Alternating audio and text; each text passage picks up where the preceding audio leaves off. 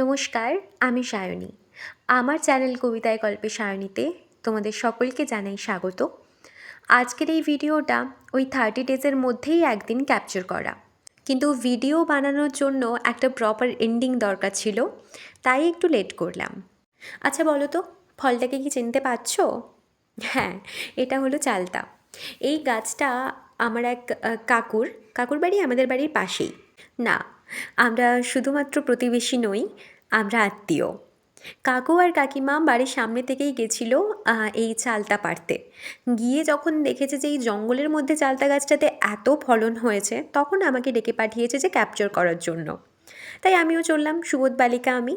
তখনই এই চালতাগুলো পেড়ে আনা হয়েছিল, কিন্তু সেভাবে চালতার প্রিপারেশন মানে একটা রেসিপি, এই যেমন ধরো চাটনি বা আচার, কোনোটাই করা হয়নি।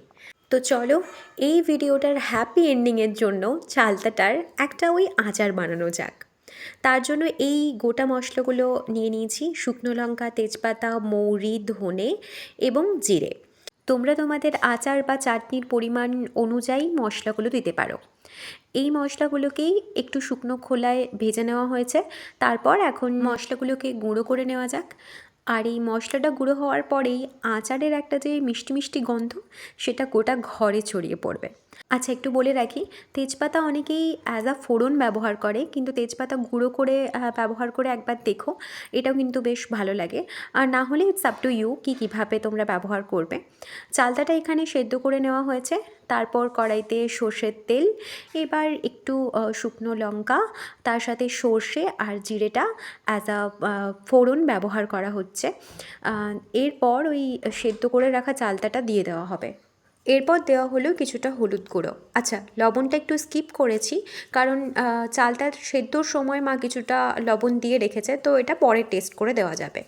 এরপর যতটা পরিমাণ চিনি লাগবে সেটা দেওয়ার পর চালটা থেকে বেশ খানিকটা জল বেরোবে, সেটাকে শুকিয়ে নিতে হবে।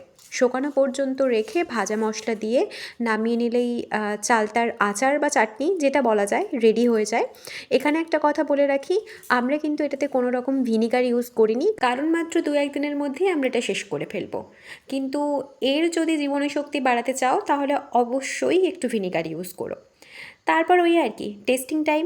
আমাদের তো বেশ ভালো লাগলো, তোমরা একবার বাড়িতে ট্রাই করতেই পারো। চলো, পরে কোনো ভিডিওতে আবার দেখা হবে।